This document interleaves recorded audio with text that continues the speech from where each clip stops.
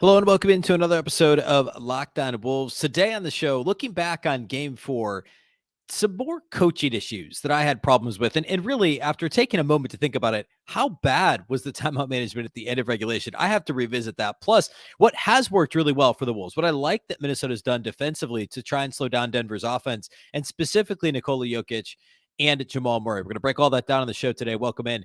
You are Locked On Wolves. You are Locked On Timberwolves, your daily Minnesota Timberwolves podcast. Part of the Locked On Podcast Network. Your team every day.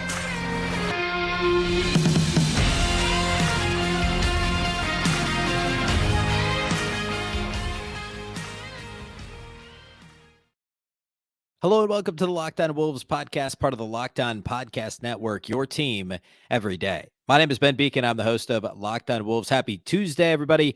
Happy Timberwolves game day, game 5 back in Denver. Wolves Nuggets tonight. We'll talk about some key takeaways from game 4 after sleeping on it. We'll get to that here in a minute. First of all, though, a big thank you for making Locked On Wolves your first listen every single day. Locked On Wolves is free and available everywhere, including YouTube, as well as all of your favorite audio platforms. You can also watch the show on Locked On Sports Minnesota. Locked On Wolves, along with all the other Minnesota Locked On podcasts, are available on Roku and Amazon Fire TV. Again, the Locked On Sports Minnesota app. More great local sports coverage 24/7 for free. Download the Locked On Sports Minnesota app today on Roku and Amazon Fire TV. You can also follow on Twitter at Locked On T-Wolves and also at my account, which is at Beecken, and that's with 2 B's, 2 E's, CKEN. All right, huge game 4 win for the Wolves on Sunday. And I did the post-game podcast and the live postcast with Marnie immediately after the game. I rolled right into my podcast. Then I did the postcast with Marnie. So all of my thoughts on Monday's shows were immediate reaction thoughts, and as they often are.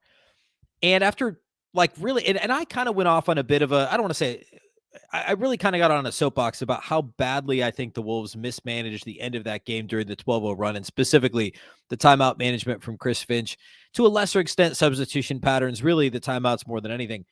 So I want to talk about a couple of sides to that today, because sitting on this for, another, I don't know, not quite 24 hours, but whatever, almost another day, sleeping on it, I feel more passionately about things that I think the Wolves didn't do well, and also some things that they did do well. So I want to start with the negative, which is the coaching issues, the timeout management, how the end of regulation played out. And then we'll get into some of the positive, which is more related to the Wolves, the defensive tweaks that the Wolves have made during the series, how well the Wolves have done.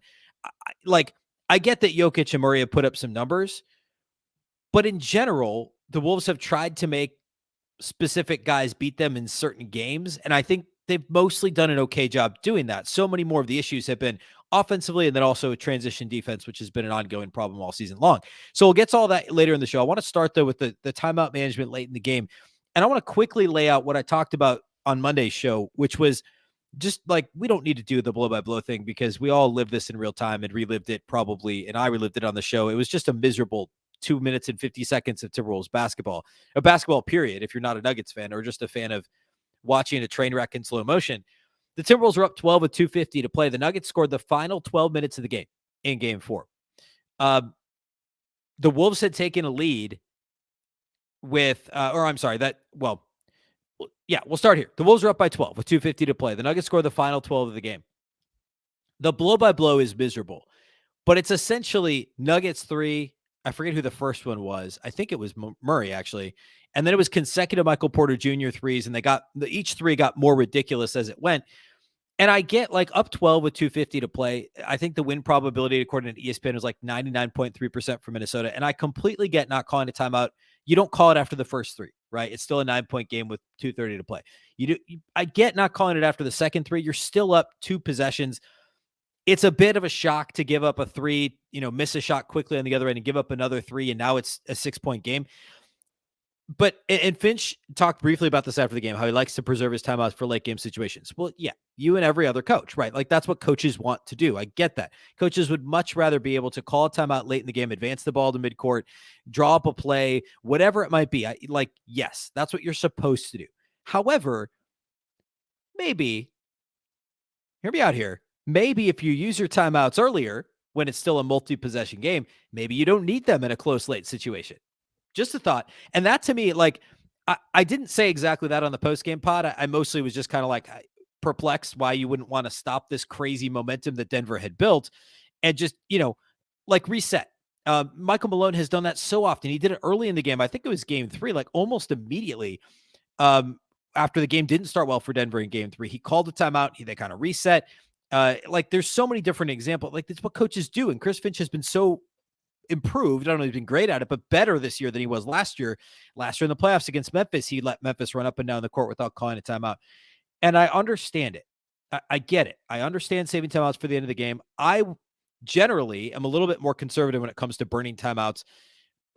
If you're the team that's ahead, because I don't know, I think momentum sometimes can be overrated, but in a situation like this, when your team clearly thinks you have it in the bag and you give up 6 quick points, like, fine, don't call it there. But when you give up 9 quick points and it's now a 1 possession game with about a minute to play, give or take a few seconds, that's why you have 2 timeouts. You don't have 1 timeout. If you have 1 timeout, again, I get it. You have 2. You call timeout there. You say, hey, guys, we're up 3. Let's call a play, get a bucket, go back up 2 possessions with 40-ish seconds left.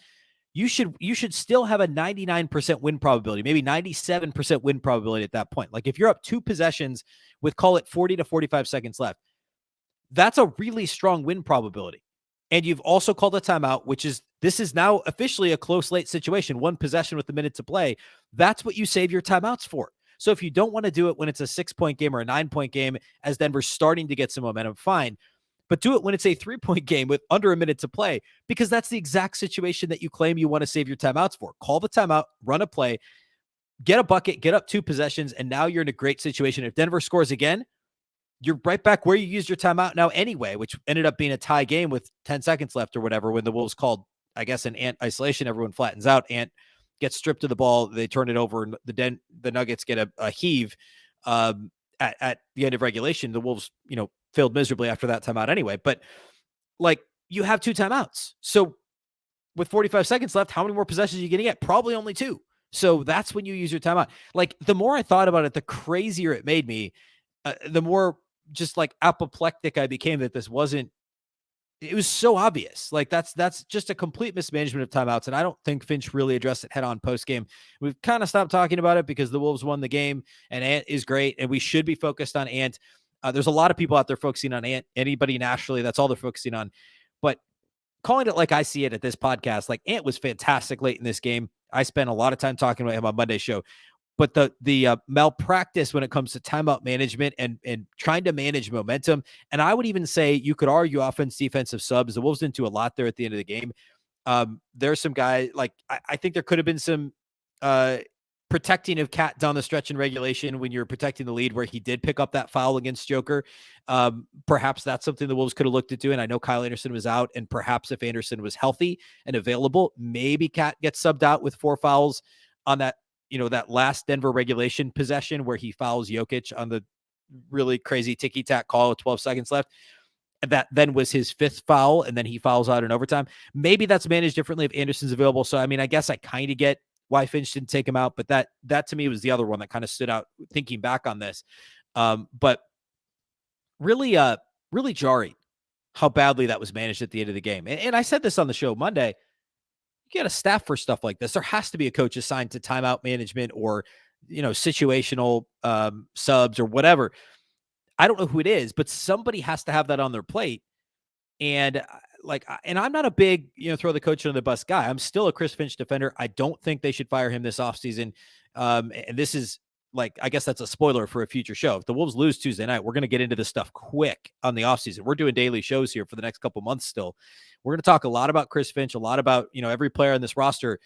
And the spoiler, I don't think the Wolves should fire Chris Finch unless they get absolutely annihilated Tuesday, which, really that's not how you make a decision about coaching, who should coach the team, but it wouldn't be a good sign for him, right? If they get blown out in an elimination game on Tuesday. But I like Chris Finch. I think he's a good coach. I think there's a lot to like about him. The players seem to like him. But the timeout stuff, man, that matters. Like, grand scheme of things, in a regular season game over the course of a regular season, how many wins are you going to pick up because you manage your timeouts differently? Probably not that many. Like, if we're being honest.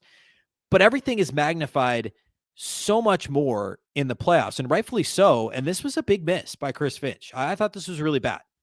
Now, on the flip side, I want to talk more positively about the Wolves defensively and how they've actually used their stars. The Wolves have defensively to some success against Denver. And again, I know that some of those, Jokic and Jamal Murray have put up numbers in certain games. They've kind of taken turns on who's taking the lead for them offensively, but for the most part, I think the Wolves' half-court defense has gone to plan. So I want to break that down here in just a minute. Today's episode of Locked On Wolves is brought to us by our friends over at Gametime. Buying tickets to your favorite events should not be stressful. And we've all been there. We've all waited too long to buy tickets to something, a concert, comedy show, a game, obviously, and it hasn't gone as we want it to. But now you don't have to worry about that because Gametime is the fast and easiest way to buy tickets for all the sports, music, comedy, and theater near you.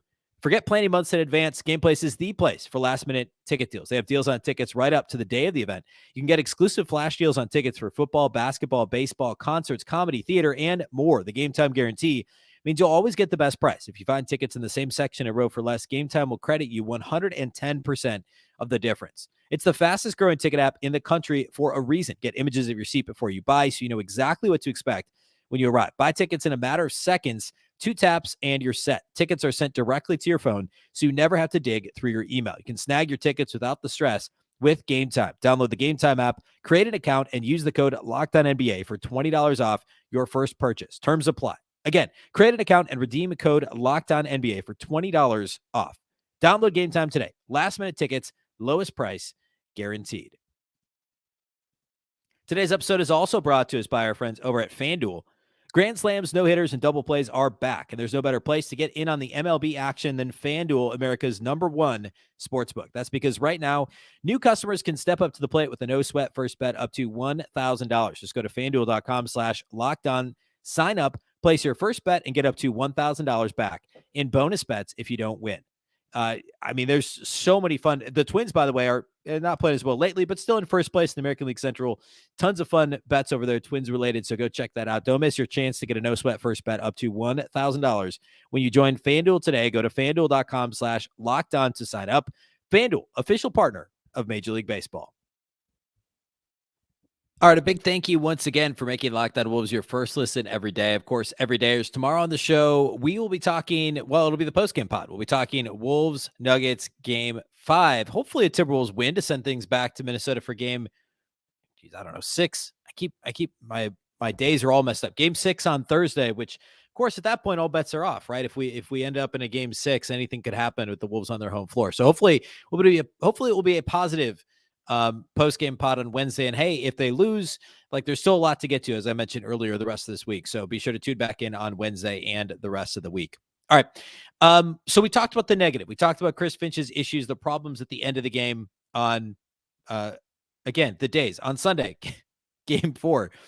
Let's talk about the positives. What I think the Wolves are doing well in this series, again, primarily defensively. The offense is still disjointed. It's still been, up and down, I guess is probably a kind of a generous way to say it. But in general,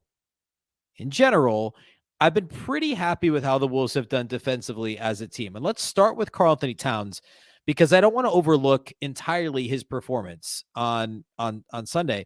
And in the post-game pod, I did not give him a stud. I actually gave one to Gobert because I thought what he did towards the end of the game was really important, and Towns fouled out. But to be clear, Karl-Anthony Towns played a really solid game. And this was another one of those things kind of reflecting back on it, hey, he was given a tough assignment. And in fact, actually at one point, I think I mentioned on the postgame pod, Grant Hill, and I was kind of taking some issue with his, we'll call it surface level commentary during the game on TNT's broadcast on Sunday.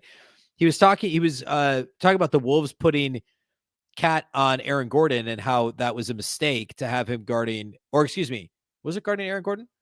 I think it was guarding Jokic. That's what it was. It was guarding Jokic. And he was saying that they shouldn't have had him guarding Jokic with the foul trouble towards the end of the game. But my counter to that in the moment, I said out loud to myself, what do you want him to do? Guard Aaron Gordon, who's just going to take him off the dribble even easier than Jokic would. You at least need the physicality, or have the physicality of Towns, the size of Towns guarding Nikola Jokic. And there's also the piece of it, and I think this is something Marty and I talked about. It may not have been after this game, but one of the earlier games in the series on the postcast, that for Towns to engage him on that level, I think that I don't know. With Towns, you can kind of argue it either way, right? You could argue that guarding somebody like Jokic, there's concern for there to be some of that, what we call stray voltage, which I think was a Chris Finch'ism maybe from last year, where Towns gets a little overexcited and he gets a little handsy and he gets called for fouls and he gets excited and the arms start flailing and he gets upset at the foul calls against him.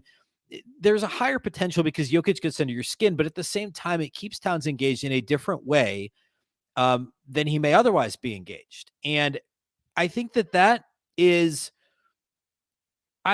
can be a good thing. And in this particular game, and it really is, so much of it is a feel thing as well. And also how well are other guys in this case, the Nuggets playing. So, like, for instance, earlier in the series, Towns was guarding Jokic, and I was worried about it. I thought it was kind of an issue, but Jokic also only scored 13 points in game one. I know it was a blowout, but I thought the Wolves had a good plan against Jokic, and I talked about this at the time. He's gotten more and more impactful as the series has gone on. He dropped 27, 9, and 9 in game two, which was a close game for much of it because of the big third quarter by the Wolves. Not for much of it, for much of the second half because of the big third quarter by the Wolves. He had a triple-double in game three, and then he had 43 points in game four. But I think the Wolves defense has played best when giving Towns that assignment. And I think putting Towns on Jokic and saying, hey, Joker, go beat us. And if you can't beat us, it's going to have to be one of your role players that beats us, because Jamal Murray is going to be blanketed by Nickeil Alexander-Walker. More about that in a minute. But if we're going to blanket Murray with Alexander-Walker, then somebody else has to beat us. Somebody else has to beat us. Is it going to be Nikola Jokic, one-on-one against Karl-Anthony Towns? The Wolves let him go to town. He scored 43 points. He was relatively efficient, but he also, nobody else did anything for Denver because the Wolves' plan was in place. Joker would much rather be a facilitator. In fact, I would say he was much more dangerous with the 2012 and 11 triple-double in game three than he was in game four when he scored 43 points. The 12 assists for Joker meant that he had space to operate. He had cutters. He was hitting open shooters, and they were making open shots. In this game, the Nuggets only shot 34% from three in game four. They were 12 of 35. They were missing open shots for three. The Wolves were daring Joker to beat them, and he did hit 5 threes daring him to beat them off the dribble and with his jumper. And he did shoot the ball really well. He shot 5 of 8 from three. And he did his part in that regard. He scored 43 points. In the regular season, he was a 38% 3-point shooter. He was better this year than he has been for much of his career. But I still think a 5 of 8 game for Joker from three is not going to happen very frequently. And it makes a lot of sense for the Wolves to try and not goad him into it, but basically say, hey, we're going to give you the shot, Joker, because we'd much rather have you do this than put the ball on the floor and be an effective facilitator. Come down, as a trailer in the secondary break and find an open cutter, open shooter in the corner with the behind the back pass, behind the head pass, whatever. To try and force him to beat you off the dribble. Yes, Towns got into foul trouble, but it was kind of the right balance of activity for Karl-Anthony Towns. He still played 36 minutes. He didn't foul out until midway through overtime. Joker himself was in foul trouble in the first quarter. In fact, both of them got 2 early fouls. Jokic stayed on the floor. Towns took a break for the rest of the first quarter. So I thought that was interesting too. And I think that's more of a feel thing from each coach. And I don't necessarily have a problem with how either one of them, Malone or Finch, handled the foul trouble for their stars in the first quarter. But Towns still ended up with a nice 17 points, a workmanlike effort, 5 of 9 shooting. He didn't make any threes, but he was 7 of 10 at the line. In general, played a solid game, and I think a lot of it we can trace back to the defense. I will say, I think for the Cat on offense in game 5 on Tuesday, the Wolves really should run something. They did this in game 3, and I don't think they did it in 4. But to start the game with a set where you try and get Cat coming off of a pin down, they like to run that play where they get him a shot on the left wing, try and open it up, get him hot early, allow him to see one go through it. If you can run some action to get him that open look early, get him a clean look, 50-50, essentially, he's going to make it on a catch and shoot open 3 from that spot on the floor. It's exaggerated a little bit, but that's a good look. That's a good first play to open the game. And Denver will be ready for that, surely, but get something where you can get Cat a relatively easy touch, a relatively clean look at the basket, keep him engaged defensively on guarding Jokic, and then make somebody else beat you, which is related to the Jamal Murray / Nickeil Alexander-Walker conversation. I want to do that next because if you can force Jamal Murray into a difficult game and you're making Joker score 40, they still need points from somewhere else. And that's where the Nuggets don't consistently get, they don't have that consistent third score. And I know Michael Porter Jr. at times was that guy, and he scored 17 a game this year, and Aaron Gordon scored 16 a game, but neither one of them has been consistent enough in this series to really hurt the Timberwolves, again, consistently. So I want to break that down next. I want to talk about Alexander Walker and his effort against Jamal Murray in the series. So we're going to do that here next. Today's episode of Locked On Wolves is brought to us by our friends over at PrizePicks. On Tuesday night, I would take Karl-Anthony Towns points over. He has not scored the ball well in this series. I think he's going to. I think he's due. I think we can count on Karl-Anthony Towns having a big game Tuesday night. That's where I would put my that's what I would select over at PrizePicks. If you're wondering how it works, it's real easy. You just pick 2 to 6 players, and if they'll score more or less than their PrizePicks projection, you can win up to 25 times your money on any entry. You're not competing against other people either. It's just you versus the projections available. PrizePicks offers projections on any sport that you watch. Of course, that includes the NBA, as well as the NHL, playoffs ongoing, MLB, regular season action, college sports, you name it, they have it at PrizePicks. You can make your entries in less than 60 seconds. It really is that easy. Download the PrizePicks app or go to prizepicks.com to sign up and play daily fantasy sports. First-time users can receive a 100% instant deposit match up to $100 with the promo code LOCKEDON. If you deposit $100, PrizePicks will give you $100. If you deposit $50, they'll give you $50. Don't forget to enter the promo code LOCKEDON at sign-up for an instant deposit match up to $100. All right, let's break down Jamal Murray's performance so far this series, and specifically Nickeil Alexander-Walker's the role he's played and the role that I guess to a lesser extent Anthony Edwards has played defensively for the Wolves so far in the playoffs. Jamal Murray, like game one, I don't want to say we throw that out because obviously it was a blowout. It was a decisive win by the Nuggets, but that game did not go to plan. Game two, that was the Jamal Murray, Anthony Edwards flamethrowing game. When the Wolves came all the way back from that big deficit, they had the monster 40-point third quarter, shot like 80%, third quarter, shot like 80% from the field. And then Murray and Anthony Edwards go at it down the stretch in that game. Jamal Murray finishes with 40 points on 13 of 22 shooting, hits 6 threes in that game, goes to the line 9 times. Since then, and remember, game two, this was the game, game one, the Wolves started to kill Alexander Walker off of his hot performance defensively against Shai Gilgeous-Alexander in the second play-in game that the Wolves won. So they start him in game one. He plays well, but that wasn't the issue, right? The Wolves lost that game handily, and it wasn't because of how Alexander Walker played. But game two, Chris Finch tried Taurean Prince, knowing they needed more spacing, and Prince is a better shooter than Alexander Walker. Put Prince in the starting lineup. Prince gets into foul trouble early. He fouls out in like 18 minutes, scored a bunch of points, hit like 3 or 4 threes in limited minutes in that game. But then Finch goes back to Nickeil Alexander-Walker. And by the way, Alexander Walker came off the bench in that game. Murray scores 40, scores a bunch late, and it doesn't work out. So Finch goes back to Alexander Walker in game 3. And Murray has a much quieter game. He still scored 18 points, but it took him 16 shots to do it. It was 1 of 6 outside the arc, turned it over 3 times, still had 9 assists, was active, was good. And of course, Denver won that game. Game 4, though, Murray shoots only 8 of 21, scores 19 points, but takes him 21 shots to do it. 2 of 7 on 3-point attempts and only 1 free throw attempt in that game for Jamal Murray. 5 assists to 3 turnovers. So easily his worst game of the series. Now, overall, even with that 40-point game, Jamal Murray shooting 45.5% from the field, 39% from 3, averaging 25 points per game. And there was the stat that TNT ran during the game, like the biggest difference in regular season points per game numbers versus playoffs, and Jamal Murray and how crazy it's been. Well, now you throw in the lack of efficiency in these last 2 games, and the Wolves look up and Jamal Murray's having a good series, but so much of it was that 40-point game. Recently, the Wolves have done a really good job on him, and Nickeil Alexander-Walker is a huge part of that. Jake Painting, who does a great job with his Timberwolves coverage over at Howls and Growls, his podcast. He has a newsletter. I had him on the show a couple of years ago to talk Leandro Balmaro. Jake's a good guy. he tweeted this out on, I guess it would have been early on early on Monday. Jake said, per NBA stats matchup data, Jamal Murray is 5 of 29, which is 22.2%, and 2 of 9 from distance, from beyond the arc, 22.2% from deep as well, with 11 assists and 5 turnovers when being guarded by Nickeil Alexander-Walker this series.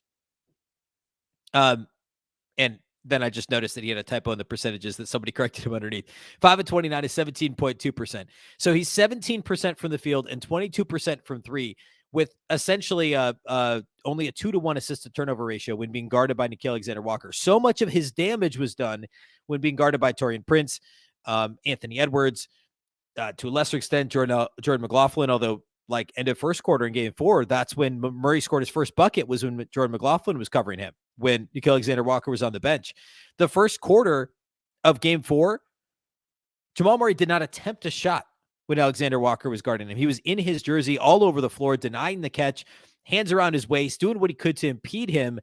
And then when they both took a rest, Murray came back. McLaughlin was in the game. That's when Murray got his first shot attempt and first field goal make of the game, was after he didn't have Alexander Walker guarding him. So for the series, again, I'll say this again, because we're talking about Jamal Murray, who for the series is shooting 45.7% from the field, 39% from three, 25 points per game in the series. Everyone wants to talk about Jamal Murray. When Nickeil Alexander-Walker guards him, this is per NBA stats data, Jamal Murray is 5 for 29, 17% from the field, and 2 for 9 from three, 22%, with 11 assists and 5 turnovers while being guarded by Nickeil Alexander-Walker.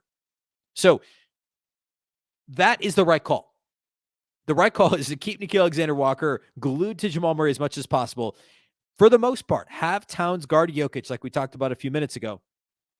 Make somebody else beat you and or make Jokic a scorer. If Jokic scores 40, you can still win, as long as you're not letting Kentavious Caldwell-Pope knock down 6 threes, as long as you're not letting Michael Porter Jr. have free run and transition, as long as you're not letting Bruce Brown, cut you to death in the half court and, dunk on you in transition. It's doable if you can really shut down Jamal Murray. This team becomes so much more limited in what they can do if you can handle that much of it. And it's far easier said than done. I mean, the Nuggets are fantastic. Yes, it's literally, to this point, it has been an impossible mountain to climb, an 0-3 deficit in NBA history. I'm not denying that at all. So Nuggets fans, listen to this. I'm not saying the Timberwolves are winning the series. That's not what I'm saying. I'm saying they could force a game 6 if they do some of these things. If they continue to go back to the well to Anthony Edwards and offensively, like that's another conversation we've had this, like the spacing, like some of those things that need to get fixed, getting out in transition, running more often, but then defensively keeping Alexander Walker glued to Murray, keeping Towns on Jokic as much as possible, letting Rudy Gobert kind of, be kind of a roamer and do what he does best defensively, block shots, intimidate at the rim, and turn the Nuggets into more of a jump shooting team, which they can do, but they're not super comfortable playing that way. That is the recipe to upsetting the Nuggets in game 5, to forcing a game 6 on Thursday at Target Center. And again, I'll say this again, anything can happen. If the Nuggets were bad on the road this year, they were below 500 on the road in the regular season.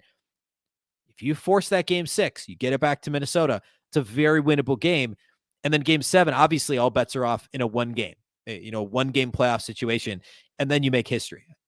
I'm putting the cart ahead of the horse, but that's what we're doing here, is just kind of like evaluating the rest of this week, baby steps, one game at a time.